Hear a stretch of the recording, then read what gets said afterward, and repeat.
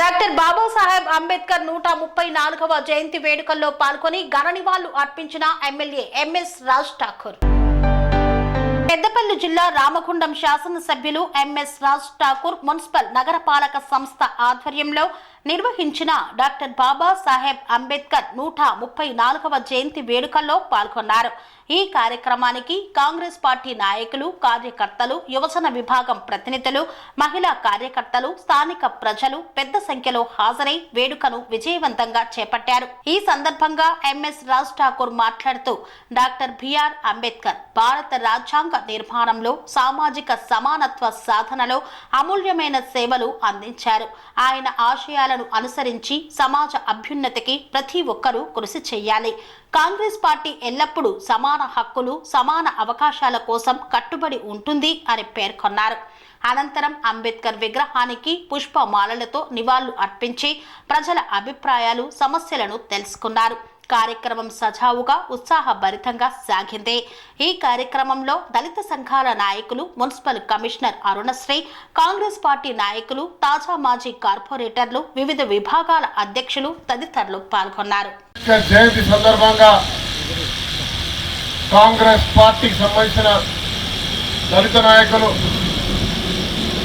యుగంధర్ గారు, SCCL corporation chairman, అదే మరో దళిత నాయకులు కార్పొరేటర్ సోదరుడు మహంకాళి స్వామి గారు, టౌన్ అధ్యక్షులు తిప్పార శ్రీనివాస్ గారు, మాజీ మేయర్ రాజమణి గారు, ప్రాంతంలో ఉన్న ఈ దేశంలో ఉన్న బాధ్యత కలిగిన బలహీన వర్గాల వారు ఇలా ఒక్కటి కావాల్సిన అవసరం ఉంది.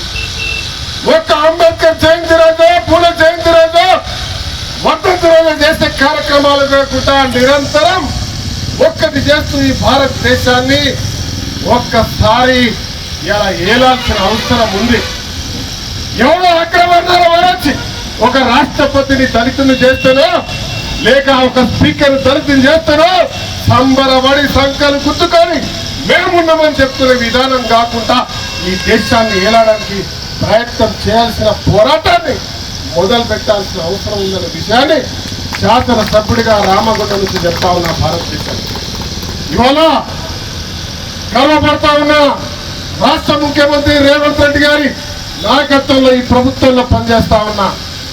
ప్రజాస్వామ్య తెలంగాణ ఈరోజు ఈ రాష్ట్ర ప్రజలు దొరల పార్టీని బద్దలు కొట్టి ఇవాళ బీసీ బలహీనులు ఒక్కటై ప్రజాస్వామ్య తెలంగాణ తెచ్చుకున్నాం.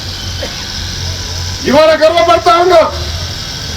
గత 10 సంవత్సరాలుగా కులకరణ, బీసీలో బలహీన వర్గాలు, ఎస్సీకరణ, వర్గీకరణతో పాటు ప్రతి ఒక్క రిజర్వేషన్ లో బలహీనులకు న్యాయం జరిగే విధంగా చేయకపోతే మిమ్మల్ని దించడానికి కూడా సిద్ధం పోం.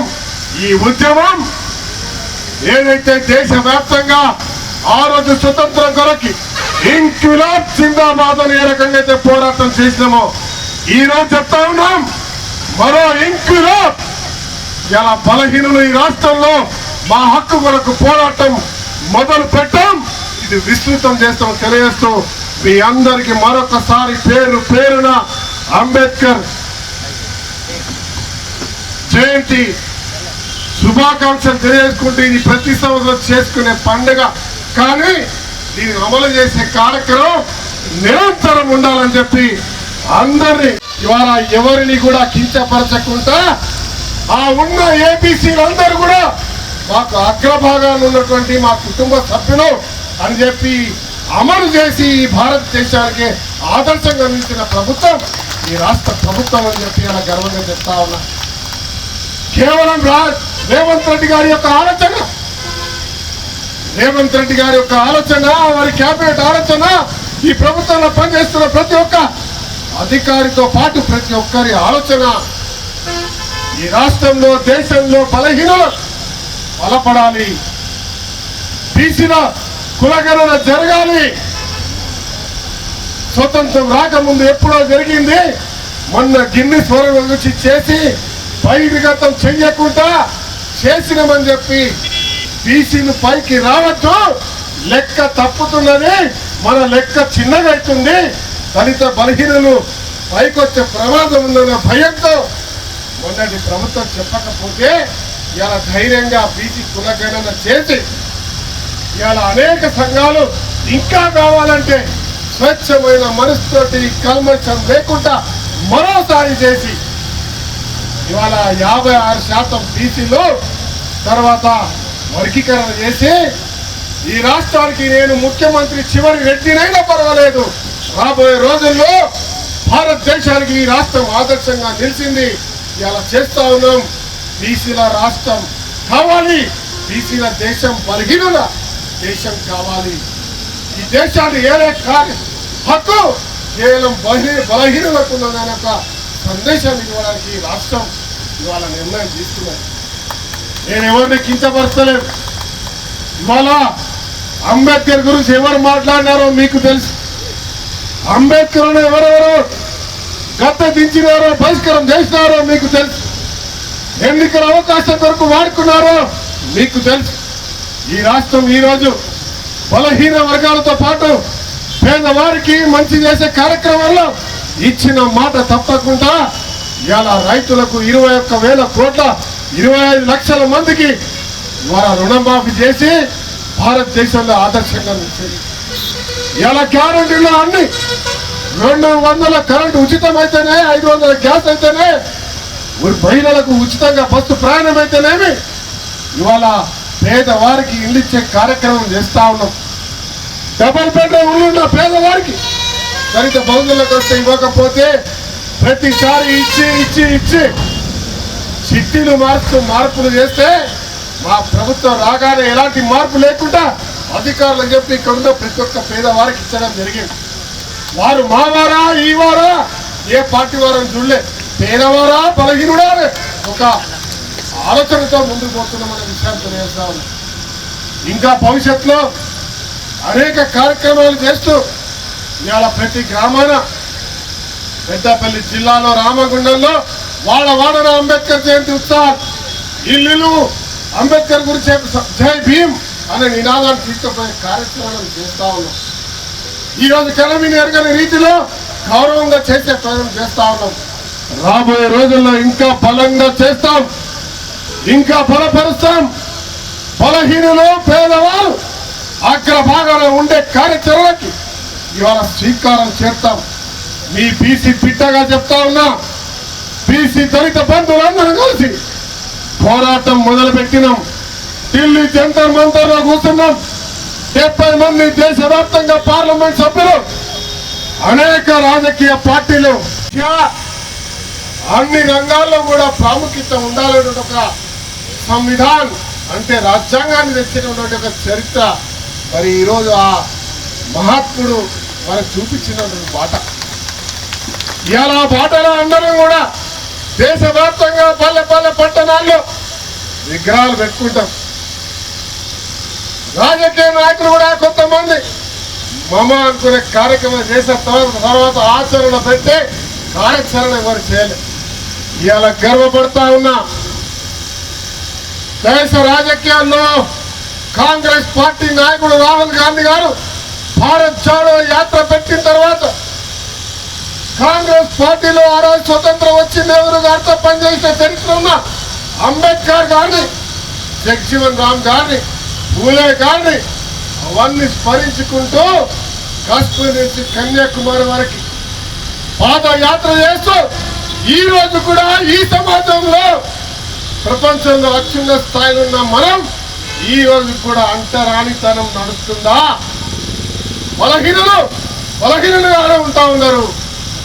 ఈ దేశాన్ని ఏలేటువంటి సత్తా ఉన్నటువంటి బీసీలు, దళితులు, బహుజనులు ఈ దేశాన్ని, రాజ్యాన్ని ఏలాల్సిన అవసరం ఉంది.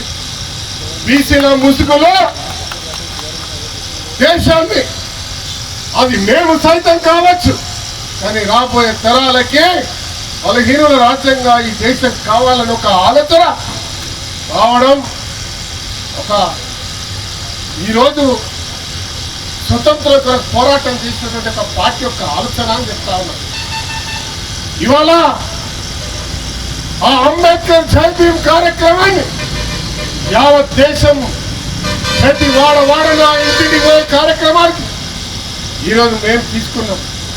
గత 2 నెలలుగా జై గాంధీ, జై భీమ్, జై సంవిధాన్ అంటే గాంధీవాదంతో అంబేద్కర్ రచించిన రాజ్యాంగాన్ని ఈరోజు మనం అందరం గర్వపడే విధంగా ఈ భారతదేశంలో అమలు చేద్దాం.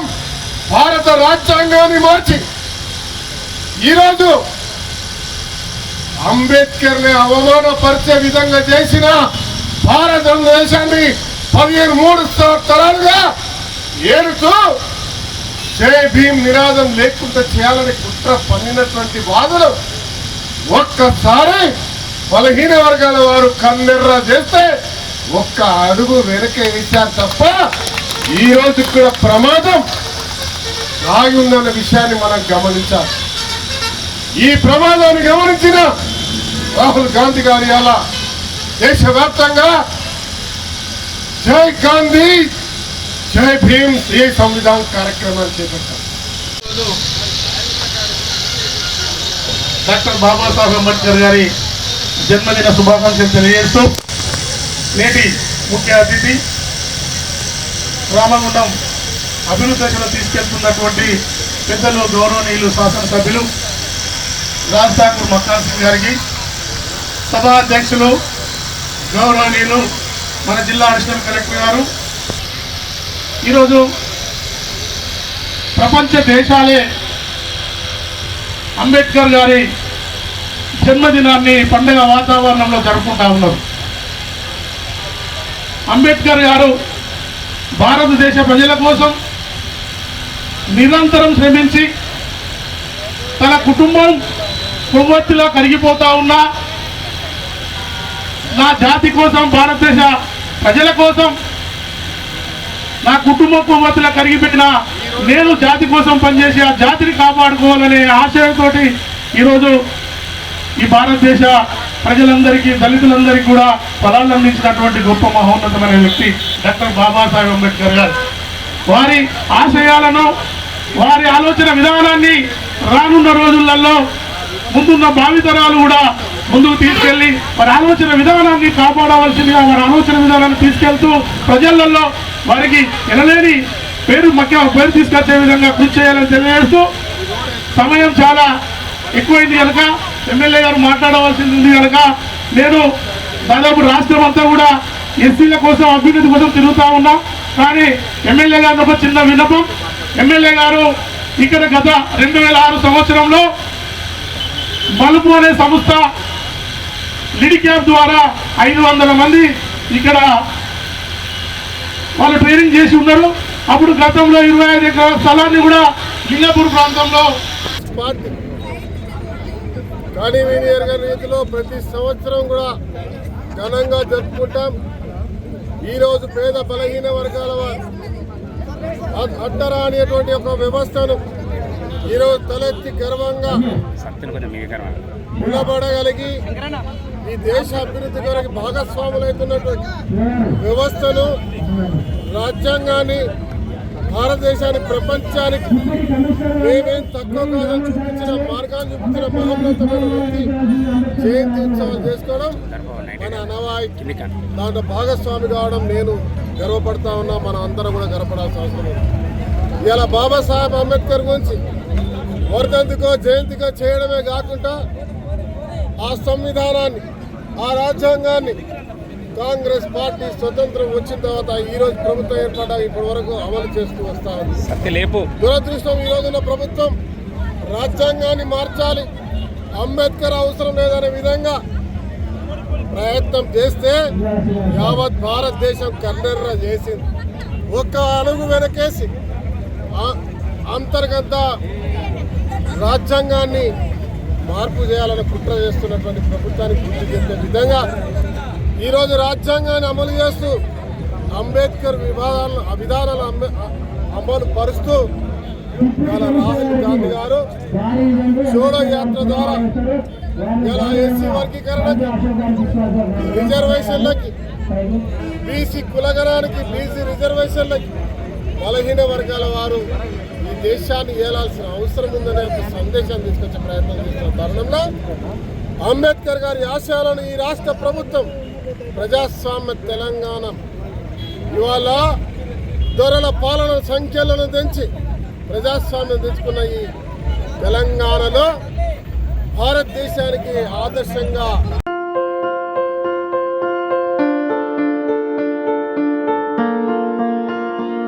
సంస్కృతి సంప్రదాయం ప్రేమ ఆప్యాయత రాజసం ఉట్టిపడే వేడుకలకు అనువైన ప్రదేశం ఎంఎల్ఎన్ కన్వెన్షన్ హాల్. కని విని ఎరుగని రీతిలో జరిగే మీ ఇంటి కళ్యాణ వైభోగానికి అందమైన కళ్యాణ వేదిక MLN convention hall. MLN convention hall ప్రత్యేకతలు: సువిశాలమైన wedding halls, centralise AC banquet hall మరియు విశాలమైన డైనింగ్ హాల్, వధువరుల కోసం ప్రత్యేక ఏసీ మరియు నాన్ ఏసీ గదులు, నక్షత్రాల వెలుగులో పచ్చని పచ్చికపై పార్టీల కోసం అనువైన గార్డెన్.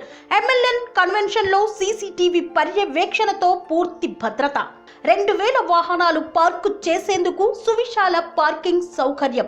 మీ ఇంట జరిగే అన్ని శుభకార్యాలకు, పెళ్లి, reception, engagement, birthdays, get together, corporate events, ఏ ఇతర శుభకార్యాలకైనా అందమైన వేదిక ఎంఎల్ఎన్ కన్వెన్షన్ హాల్. బుకింగ్ కోసం సంప్రదించండి 7550438888 మరియు 7550428888. మా అడ్రస్ చీర్యాల లక్ష్మీ నరసింహస్వామి దేవాలయం ప్రక్కన, near outer ring road, Keesara junction, Cheeryal గ్రామం, మేడ్చల్ జిల్లా.